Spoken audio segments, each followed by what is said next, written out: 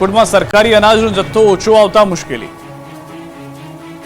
રાજકોટ શહેરની સસ્તા અનાજની દુકાનોમાં રાશનનો પૂરતો જથ્થો ન હોવાનું સામે આવ્યું। શહેરની 20 જેટલી દુકાનોમાં ગત મહિને ઘઉં, ચોખા સહિતના અનાજનો પૂરતો જથ્થો નથી મળ્યો।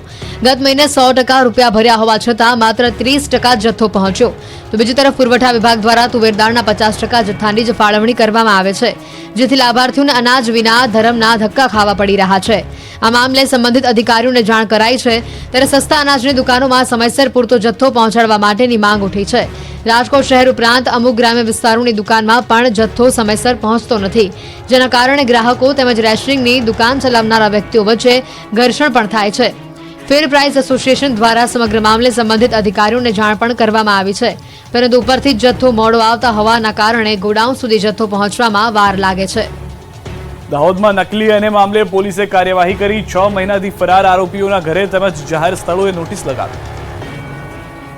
દાહોદમાં નકલી અને મામલે પોલીસે કાર્યવાહી કરી હતી। છેલ્લા 6 મહિનાથી ફરાર આરોપીઓના ઘરે તેમજ જાહેર સ્થળો પર નોટિસ લગાવવામાં આવી। પ્રકરણમાં પ્રારંભથી જ ફરાર એવા 2 લોકો સામે પોલીસે 82 અનુસાર જાહેરનામું પ્રસિદ્ધ કરીને તેઓને ભાગેડુ જાહેર કર્યા હતા। એટલું જ નહીં, તેમના ઘર તેમજ ઘરની આસપાસ તેમજ રેલવે તેમજ બસ સ્ટેશન સહિતના જાહેર સ્થળો પર ભાગેડુ હોવાની ફોટોની સાથે નોટિસો પણ ચોંટાડવામાં આવી। બંને 1 માસમાં પોલીસ સમક્ષ હાજર નહીં થાય તો બંનેની મિલકત ટાંચમાં લેવાની કાર્યવાહી કરાશે। બિલ્ડર કુતબી રાવત અને જમીન દલાલ રામુ પંજાબીને વોન્ટેડ જાહેર કરવામાં આવ્યા છે। 20 ડિસેમ્બર સુધીમાં હાજર નહીં થાય તો તેમની મિલકત ટાંચમાં લેવામાં આવશે। નકલી એને હુકમો બનાવવામાં રામુ પંજાબીની મુખ્ય ભૂમિકા હતી। મે મહિનામાં પહેલી ફરિયાદ દાખલ થતાં જ બંને ફરાર થયા હતા। ભૂમાફિયાઓએ જમીનોના નકલી એનેના હુકમો તૈયાર કર્યા હતા। નકલી હુકમોના આધારે સરકારના કરોડો રૂપિયાના પ્રીમિયમની ચોરી કરી હતી। દાંતાથી 2 બોગસ તબીબો અને દવાખાના પકડાયા। નકલીઓના રાફડા વચ્ચે બનાસકાંઠાના દાંતાથી બોગસ તબીબો અને બોગસ દવાખાના પકડાયા છે। બનાસકાંઠાના ગ્રામ્ય વિસ્તારોમાં એસઓજી અને આરોગ્ય વિભાગની ટીમે સંયુક્ત રીતે દરોડા પાડી કાર્યવાહી હાથ ધરી હતી। દાંતા તાલુકાના બામોદરા ગામે 2 બોગસ તબીબોના દવાખાના બંધ કરવામાં આવ્યા। ખુશી ક્લિનિક અને વાઘેશ્વરી દવાખાનાના બોગસ તબીબ સામે કાર્યવાહી કરાઈ। મનુભાઈ રાવળ, જશવંત સોલંકી અને પ્રભાજી ઠાકોર સામે કાર્યવાહી કરવામાં આવી। સાથે જ દાંતા તાલુકાના ટીએચઓએ જણાવ્યું કે જો ફરી દવાખાના ખોલશે તો ફરી કાર્યવાહી કરવામાં આવશે। મનુભાઈ રાવળ, જશવંત સોલંકી, પ્રભાજી ઠાકોર સામે એસઓજી પોલીસ તથા આરોગ્ય વિભાગે કાયદેસરની કાર્યવાહી કરી ત્રણેય લોકોને હળાદ પોલીસના હવાલે કરતા ધોરણસરની કાર્યવાહી કરી આગળની વધુ તપાસ હાથ ધરવામાં આવી છે। જો કે નવાઈની વાત તો એ છે કે આ કાર્ય થયા બાદ રિયાલિટી ચેક કર્યા હતા, જેમાં ખુશી દવાખાનાના શટર બંધ હતું, એકમાત્ર તાળું મારેલું હતું। દવાખાનામાં મેડિકલ વેસ્ટ જ્યાં ત્યાં પડેલું જોવા મળ્યું હતું અને એલોપેથિક દવાઓ પણ કેટલાક પ્રમાણમાં જોવા મળી હતી, જ્યારે દર્દીઓ માટે મોટી સંખ્યામાં ખાટલા પાસે પાથરેલા જોવા મળ્યા હતા અને ગંદકીના દ્રશ્યો પણ સામે આવ્યા હતા। જામખંભાળિયા અને દાહોદમાં આધાર માટે લોકો બન્યા નિરાધાર। દેવભૂમિ દ્વારકા જિલ્લાના મુખ્ય મથક જામખંભાળિયામાં મામલતદાર કચેરી ખાતે આવેલા આધાર કેન્દ્રમાં આધાર કાર્ડ કઢાવવા માટે લોકોને હાલાકી પડી રહી છે। આધાર કાર્ડ અપડેટ કરાવવા માટે વહેલી સવારથી જ લોકો કતારમાં જોવા મળ્યા। આધાર કાર્ડ અપડેટ કરાવવા તેમજ ઈ-કેવાયસી કરાવવા માટે ધક્કા ખાવા પડે છે, છતાં પણ આધાર કાર્ડ કઢાવવા માટે ટોકન નથી મળતું। રોજના 40 થી 50 ટોકન ઇસ્યુ કરવામાં આવે છે અને અરજદારની સંખ્યા વધુ હોવાના કારણે લોકોને ધક્કા ખાવા પડી રહ્યા છે। ત્યારે લોકોની માંગ છે કે આધાર કાર્ડ સેન્ટરોનો વધારો કરવામાં આવે, જેથી લોકોને મુશ્કેલી ન થાય। તો આ તરફ દાહોદમાં પણ જામખંભાળિયા જેવા દ્રશ્યો સામે આવ્યા। આધાર કાર્ડ કઢાવવા તેમજ ફેરફાર કરાવવા માટે અત્યારે લોકોને ખૂબ જ હાલાકી પડી રહી છે। આધાર કાર્ડ કઢાવવા માટે વહેલી સવારથી ગ્રામીણ વિસ્તારમાંથી આવતી ગરીબ પ્રજા પોસ્ટ ઓફિસ ખાતે બાળકોને લઈને વહેલી સવારે 3 વાગ્યાથી લાઇનમાં લાગે છે, પરંતુ જવાબદાર તંત્ર નવીન આધાર કાર્ડ કઢાવવા માટેની અન્ય સુવિધા તાલુકા પંચાયત અથવા નગરપાલિકામાં ચાલુ કરતી નથી, જેથી ગ્રામ્ય વિસ્તારમાંથી આવતી ગરીબ પ્રજાને પોતાની ખેતી તેમજ મજૂરીનું કામ છોડી રૂપિયાનો બગાડ કરી આધાર કાર્ડ કઢાવવા આવવું પડે છે। પોસ્ટ ઓફિસની બહાર કાગળ આધાર કાર્ડનું કામ અન્ય જગ્યાએ થતું હોવાનું કાગળ પર લગાવેલું છે। રાજકોટમાં રામકથા શરૂ થતા પહેલા નીકળી પોથી યાત્રા।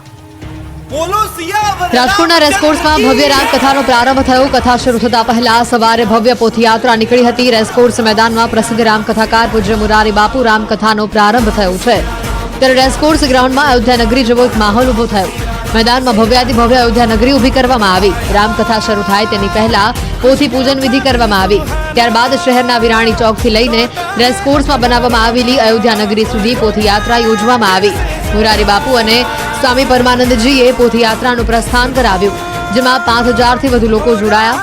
વિશાળ શોભાયાત્રામાં હાથી, ઘોડાગાડી, ખુલ્લી જીપ, લોકોના નૃત્યએ આકર્ષણ જમાવ્યું। પોથયાત્રામાં વિન્ટેજ કારનો કાફલો પણ જોવા મળ્યો હતો।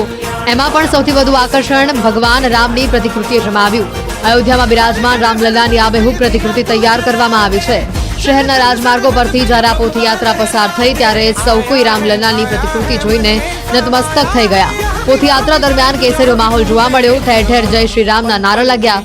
પોથયાત્રામાં રાજકોટ શહેરના મેયર, ધારાસભ્યો, સાંસદ, સભ્ય સહિતના નેતાઓ જોડાયા હતા। 12 વર્ષ બાદ રાજકોટ શહેરમાં પૂજ્ય મોરારી બાપુની રામકથા યોજાઈ રહી છે। ગુજરાત બન્યું ઠંડુગાર, તાપમાન 12.2 ડિગ્રીએ પહોંચતા ધ્રુજ્યા ગુજરાતીઓ, હજુ ઠંડી વચ્ચે। નવેમ્બર અંતમાં હવે શિયાળાએ તેનો ઓરિજિનલ મિજાજ બતાવવાનું શરૂ કર્યું છે। રાજ્યભરમાં શિયાળો જામતા ગુજરાત ઠંડુગાર બની ગયું છે। ગુજરાતભરમાં તાપમાનમાં ઘટાડો થતાં સવારે અને મોડી સાંજે ઠંડકનો અહેસાસ થઈ રહ્યો છે, જ્યારે બપોરનું તાપમાન પણ નીચે જઈ રહ્યું છે। ગુલાબી ઠંડીની વચ્ચે ગુજરાતીઓ હવે કડકડતી ઠંડીમાં ઠરી રહ્યા છે। રાજ્યમાં લઘુત્તમ તાપમાનમાં 1 થી 2 ડિગ્રીનો ઘટાડો થયો છે। રાજ્યમાં તાપમાનનો પારો 12.2 ડિગ્રીએ પહોંચી ગયો છે। 12.2 ડિગ્રી સાથે ગુજરાતનું નલિયા સૌથી ઠંડુ શહેર રહ્યું, જ્યારે સિઝનમાં પહેલીવાર અમદાવાદનું તાપમાન 16 ડિગ્રીએ પહોંચ્યું। હાલમાં રાજ્યમાં ઉત્તરથી ઉત્તર પૂર્વના પવનો ફૂંકાઈ રહ્યા છે। ઉત્તર ભારતમાં હિમવર્ષાને પગલે ગુજરાતમાં કાતિલ પવનો ફૂંકાઈ રહ્યા છે, જેની અસરથી પારો ગગડી રહ્યો છે। હવામાન વિભાગની આગાહી મુજબ આગામી 7 દિવસ સુધી વાતાવરણ સ્થિર રહેશે। લઘુત્તમ તાપમાનમાં મોટો ફેરફાર થવાની શક્યતા નથી, પરંતુ સામાન્ય ઘટાડો નોંધાઈ શકે છે। પવનની દિશા બદલાતા ગુજરાતમાં ઠંડીનું જોર વધ્યું છે, એટલે આગામી દિવસોમાં હાડ થીજવતી ઠંડી માટે તૈયાર રહેજો। રામકથા શરૂ થતા પહેલા નીકળી પોથયાત્રા। રાજકોટના રેસકોર્સમાં ભવ્ય રામકથાનો પ્રારંભ થયો। કથા શરૂ થતા પહેલા સવારે ભવ્ય પોથયાત્રા નીકળી હતી। રેસકોર્સ મેદાનમાં પ્રસિદ્ધ રામકથાકાર પૂજ્ય મોરારી બાપુ રામકથાનો પ્રારંભ થયો છે, ત્યારે રેસકોર્સ ગ્રાઉન્ડમાં અયોધ્યા નગરી જેવો એક માહોલ ઉભો થયો। મેદાનમાં ભવ્યાતિ ભવ્ય અયોધ્યા નગરી ઊભી કરવામાં આવી। રામકથા શરૂ થાય તેની પહેલા પોથી પૂજન વિધિ કરવામાં આવી। ત્યારબાદ શહેરના વિરાણી ચોકથી લઈને રેસકોર્સમાં બનાવવામાં આવેલી અયોધ્યા નગરી સુધી પોથયાત્રા યોજવામાં આવી। મોરારી બાપુ અને સ્વામી પરમાનંદજીએ પોથયાત્રાનું પ્રસ્થાન કરાવ્યું, જેમાં 5000થી વધુ લોકો જોડાયા। વિશાળ શોભાયાત્રામાં હાથી, ઘોડાગાડી, ખુલ્લી જીપ, લોકોના નૃત્યએ આકર્ષણ જમાવ્યું। પોથયાત્રામાં વિન્ટેજ કારનો કાફલો પણ જોવા મળ્યો હતો। એમાં પણ સૌથી વધુ આકર્ષણ ભગવાન રામની પ્રતિકૃતિએ જમાવ્યું। અયોધ્યામાં બિરાજમાન રામલલ્લાની આબેહૂબ પ્રતિકૃતિ તૈયાર કરવામાં આવી છે। શહેરના રાજમાર્ગો પરથી જ્યારે આ પોથયાત્રા પસાર થઈ ત્યારે સૌ કોઈ રામલલ્લાની પ્રતિકૃતિ જોઈને નતમસ્તક થઈ ગયા। પોથયાત્રા દરમિયાન કેસરીયો માહોલ જોવા મળ્યો। ઠેર ઠેર જય શ્રી રામના નારા લાગ્યા। પોથયાત્રામાં રાજકોટ શહેરના મેયર, ધારાસભ્યો, સાંસદ, સભ્ય સહિતના નેતાઓ જોડાયા હતા। 12 વર્ષ બાદ રાજકોટ શહેરમાં પૂજ્ય મોરારી બાપુની રામકથા યોજાઈ રહી છે। ગુજરાત બન્યું ઠંડુગાર, તાપમાન 12.2 ડિગ્રીએ પહોંચતા ધ્રુજ્યા ગુજરાતીઓ, હજુ ઠંડી વચ્ચે। નવેમ્બર અંતમાં હવે શિયાળાએ તેનો ઓરિજિનલ મિજાજ બતાવવાનું શરૂ કર્યું છે। રાજ્યભરમાં શિયાળો જામતા ગુજરાત ઠંડુગાર બની ગયું છે। ગુજરાતભરમાં તાપમાનમાં ઘટાડો થતાં સવારે અને મોડી સાંજે ઠંડકનો અહેસાસ થઈ રહ્યો છે, જ્યારે બપોરનું તાપમાન પણ નીચે જઈ રહ્યું છે। ગુલાબી ઠંડીની વચ્ચે ગુજરાતીઓ હવે કડકડતી ઠંડીમાં ઠરી રહ્યા છે। રાજ્યમાં લઘુત્તમ તાપમાનમાં 1 થી 2 ડિગ્રીનો ઘટાડો થયો છે। રાજ્યમાં તાપમાનનો પારો 12.2 ડિગ્રીએ પહોંચી ગયો છે। 12.2 ડિગ્રી સાથે ગુજરાતનું નલિયા સૌથી ઠંડુ શહેર રહ્યું, જ્યારે સિઝનમાં પહેલીવાર અમદાવાદનું તાપમાન 16 ડિગ્રીએ પહોંચ્યું। હાલમાં રાજ્યમાં ઉત્તરથી ઉત્તર પૂર્વના પવનો ફૂંકાઈ રહ્યા છે।